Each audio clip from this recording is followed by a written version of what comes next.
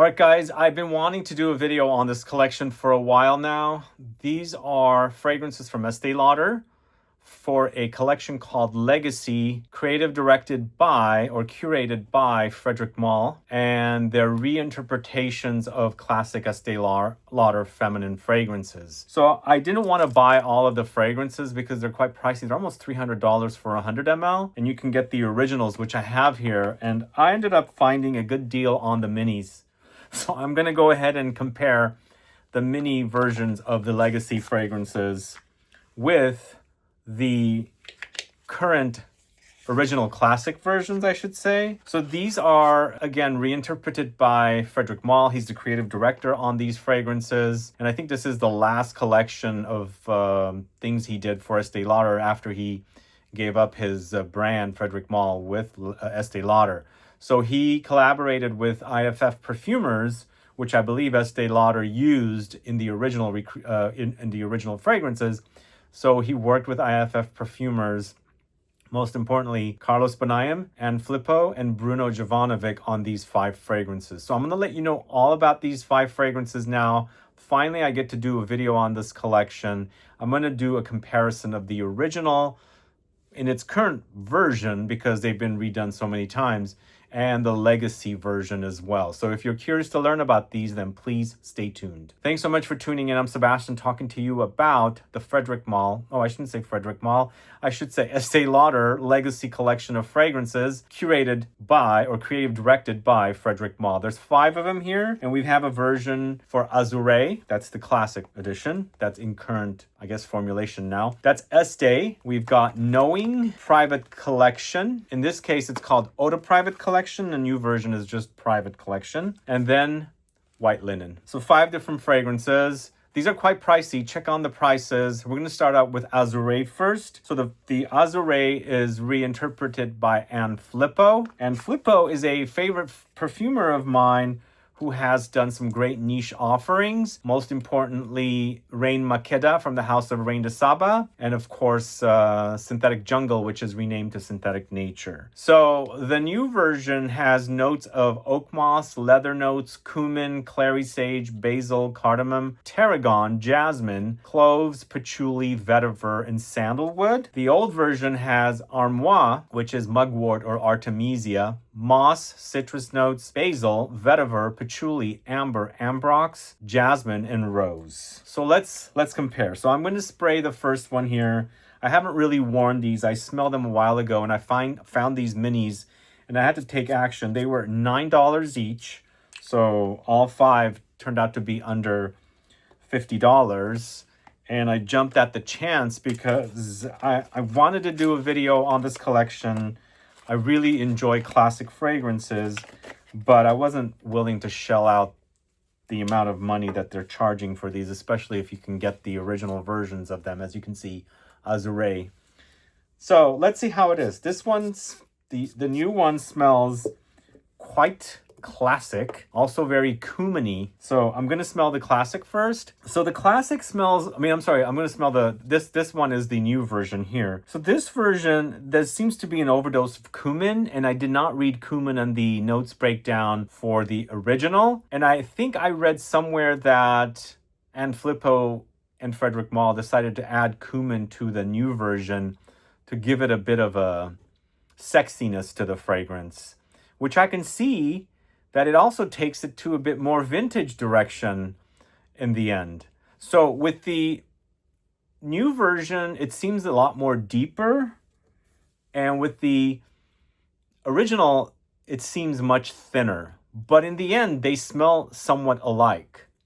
It's just that I'm smelling it a lot stronger with the new version of Azuree. I wonder if it's the cumin that's doing it, or if it's just the way the notes are created. The fact that they're charging $300 for these, almost $300. It's not identical. I think it's under $300. But this version does seem like spicier, mossier, and of course leatherier. And the current version of Azuree is a great fragrance. I felt like it was greener. It's not as green now. Yeah, the original seems greener. The new version has a lot more depth and leatherier. So there's some changes here. It doesn't smell identical to me. I feel like the DNA is kind of there, but it goes in different directions, whereas the greenness in the original is more amplified. Spicy leatheriness from the new is more intense on the new. I kind of like that, actually.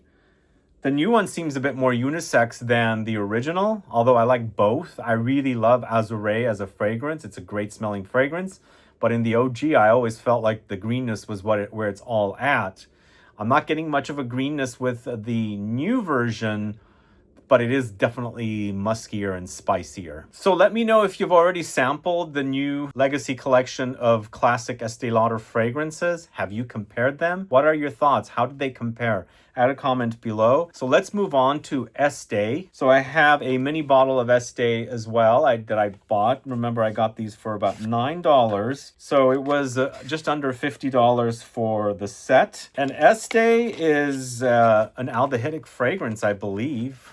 Isn't it aldehydic? That's the original. But again, this is not the original. This is the, I guess it's a multiple years of reformulations, and the bottle came in a different bottle at the time. This is like a collection of bottles that are similar to this. But the thing I don't get is I have 3 other fragrances that come in completely other bottles. How come those other classic fragrances didn't end up in these bottles as well? So I always thought that this was an aldehydic fragrance. Maybe it's not, but the OG has notes of ylang ylang, jasmine, rose, muguet, moss, coriander, orris, and sandalwood. With the new edition, the Legacy edition, it's ylang ylang. They've created a carnation accord, which is cloves, jasmine, and rose. There's musk, honey notes, amber accord, and sandalwood. So let's go with the original first. We'll spray that. When Neiman Marcus put these out, I got to sample them. My favorite ended up being the private collection because it's so green. Ooh, I'm smelling honey here. Very honeyed. Wow. I don't recall this smelling like the original Estee. Let's see. So this one is created by Carlos Benaim, and I think I forgot to mention who the first one was. I think I did mention, actually, come to think of it. It's and Flipo. Also forgot to mention that I've already shot a video of a lot of feminine Estee Lauder fragrances with Dahlia. Stay tuned for that video if it hasn't aired already. But if it's already aired, go catch it as well. I'll link it here. So let's see. Wow. There's definitely noticeable differences, but it's basically the same fragrance, just done in a different way, I think. Interesting that the new version is so honeyed. Like there's an overdose of honey. I can totally smell it, and that's exactly what I smelled first. But it's quite spicy and also yellow floral. This is totally vintage style once again. Feeling like there's amber and sandalwoody woods in the base as well. With both fragrances so far, going back and forth between the 2 strips, one of the old, one of the new. So the new versions seem a lot more alive. They seem like they have recreated the fragrances from scratch. So they haven't taken the formula and twisted it around. I mean, I think that's basically what they did. But the version we have in the old bottle now seems like it's just been neutered. Whereas the new version in the Legacy collection is starting from scratch. So you're not noticing the reformulation that it's gone through. So that is the experience I am experiencing between the two. The Legacy version seems a lot more alive, a lot more beefy, a lot more complex, whereas the new version seems like it's been it's been done with. Like it's just gone through multiple iterations. And there's a thinning about it, even though it still smells great, don't get me wrong. But when you're comparing these side by side, that's the experience I'm getting. I like both actually, but if you want something more potent, more beefy, I would go with the Legacy if you can afford it. I think I would be fine and happy with the current version of the older variation, I guess I should say. The current version of the classic, not the reinterpreted Legacy version, if that makes sense. But I'm a classic fragrance lover, and I wanted to explore these and compare them side by side because Neiman Marcus doesn't have the classics next to the new ones because all they're selling are the new ones. They want to, make a lot of money from the new ones because they're so expensive and nice and a little more luxurious. But I think, like I said, if you have the originals, you might not need these. If you have the money and you want something a bit more luxurious, keeping in mind these are still going to smell classic. These are not new fragrances. Some of you that don't like classic fragrances are going to think these smell like, I don't want to use the word, but like grandma. So just keep that in mind. But I'm preferring the new versions over the classics, but still fine with the classics. All right, next we're going to Knowing Legacy. And Knowing comes in a box like this. See, I told you the rest of the fragrances are going to be in different bottles. So Knowing, I think out of all of the fragrances we have here, Knowing is the most masculine, I believe. From what I remember, it's a Chypre style, I believe, because that's what the notes breakdown was revealing to me. But this Legacy Knowing, or Knowing Legacy, is created by 3 perfumers, Anne Flipo, Bruno Jovanovic, Carlos Benaim, with the guidance of Frédéric Malle, according to what they have reported. He oversaw the creation of these, or the recreation of these 5 classic Estee Lauder fragrances. So the OG has notes of oak moss, patchouli, mimosa, rose, jasmine, orange flower, tuberose, vetiver, sandalwood, amber, plums, and pittosporum. The new version has notes of patchouli notes. That's how the Estee Lauder website is reporting. Patchouli notes, rose damascena, styrax, iris concrete, vetiver, amber, labdanum in parentheses, sandalwood notes, blackcurrant, and raspberry. So this sounds quite a bit like a Chypre fragrance. So let's see how they compare. I really love Knowing. It kind of seems like it's a powerhouse style fragrance, leaning on the feminine side, but with a masculine edge, if that makes sense. So that version, the Legacy version, smells more like a Rose Chypre than the classic version. Oh, wow. This one's so different. This one, actually, I'm going to try on skin. Although, might have to wait for the private collection. These seem quite different from Knowing Legacy to Knowing Original in its current formulation. Knowing Legacy seems a lot more refined. It definitely acts like a Chypre. The rose and patchouli are quite prominent with an ambery woody base. Slight fruitiness coming in. It's in that same style as Gris Dior and even Radiant Mirage from Estee Lauder, but it's got a kind of a classic backbone. But it's good. It's actually quite good. But the classic just seems just like a men's powerhouse with a slight feminine edge to it. I like both, but they're so different for me. I don't know which one to like. The Legacy is so refined and smooth, but the original seems rough and, you know, like one of those kind of patchouli focused men's fragrances sort of thing. Let me know your thoughts on Knowing. Have you tried it? And have you tried the Legacy version? Have you compared these two? What do you get? I actually really like both of those, both versions. They're so different that I like both. Really do. Those two are really, really great. Okay, we've got Private Collection next. In the original bottle, it's Eau de Private Collection. In the new Legacy, it's just Private Collection. So this is a green fragrance, very stemmy. I love the stemminess here. It makes sense. And Flipo did this one as well. And we've got notes of green accord featuring basil, tarragon, and galbanum for the green accord, jasmine, sambac, oak moss, rose, musk, patchouli, and sandalwood. And for the OG, we've got honeysuckle, orange flower, patchouli, ylang ylang, citruses, jasmine, coriander, and sandalwood. Different notes breakdown, right? So I'm going to spray the Legacy version and we're going to try the classic. The bottle is so different. Ooh.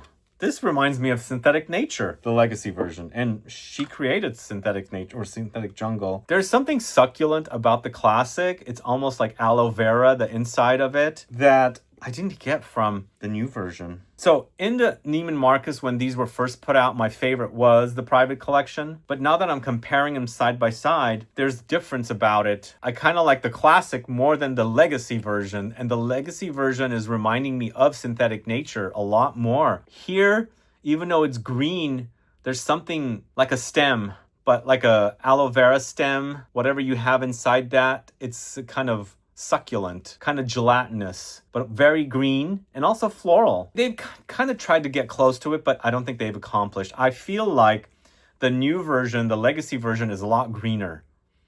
And even though I get a lot of green from the classic, in this version of the classic, it's not as green. Does that make sense?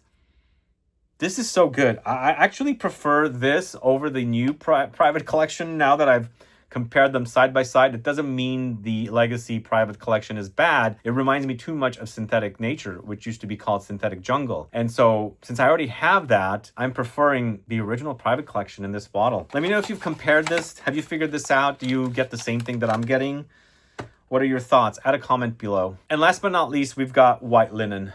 White Linen Legacy versus White Linen in current formulation. And let me know if you've compared these. So far, my thoughts on these, I think they're overpriced in general.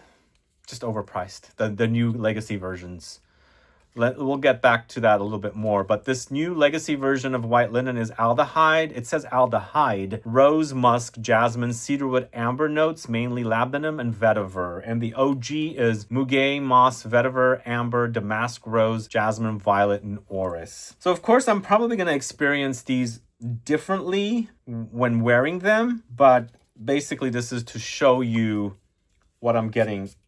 Because in the end, when we're first sampling fragrances at a store, we're just going to test them on strips. Once again, so different here. The old version is so strong with the aldehydes, it almost kills my sense of smell for the new version. And the new version seems like there's like incense or something in there, like an ambery incense, a resin. It's smoky, but the old OG is so soapy. Smoky versus soapy. So different here. For me, this is the most dramatically different, with the private collection being the second dramatically different. The first two were closer. I think Knowing, private collection, and White Linen are the most different. Again, they're reinterpretations. So the classic maybe slightly is getting a bit smoky. Very interesting. On that one, I really like both of them. They're so different. And eventually becoming a little similar when they're drying down. But the OG starts so soapy, extremely aldehydic soapy. But the new Legacy version is ambery and smoke. Did I say soap? Yeah, the OG is soapy. The new one is ambery and smoky. So that's the difference. But definitely both of those are really great. Okay, so getting back to the fragrances, I do want to say these are overpriced in their original price points, like the 100 ml. So if you're a classic head like me, the OGs are fine. In fact, some of the OGs were better. I think the new reinterpretations are done from scratch, made to smell like the originals. So they do have a lot more life in them. The reformulations are, there's no reformulations on them.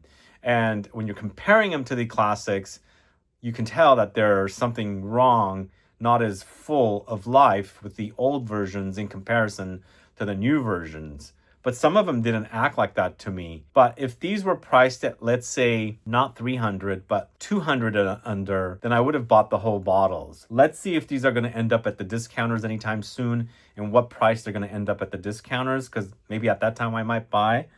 But I'm glad I haven't bought them because the price point's really high and I kind of like some of the classics more than the others.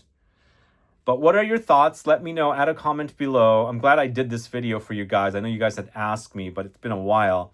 But let me know your thoughts on how you how you interpret these fragrances when you put your nose to them. Do you get similarities to the originals? Do they smell very new? How do they perform on you and all that good stuff? Remember, I'm just testing these out for you to tell you my thoughts from strip. Wearing them on skin is going to be different. In fact, I am going to wear Knowing on skin. On skin is super amazing, and then I'm going to wear White Linen on the other. Oh man, White Linen is so different. There's no soapiness there. Ooh, Knowing is so good. Those two are my favorites, I think, in the new Legacy fragrances, but I'll have to play around with them more. Let me know if you have a favorite in the Legacy collection and if you prefer the classic over the Legacy. Add a comment below, and thanks so much for watching today's video. If you have any questions or comments, please list below. Please like this video, please share it. Follow me on Instagram and Facebook, and I'll be back with more videos very soon. Have a good one. Goodbye. Wow. That's great. Knowing is good. See you guys later. Bye-bye.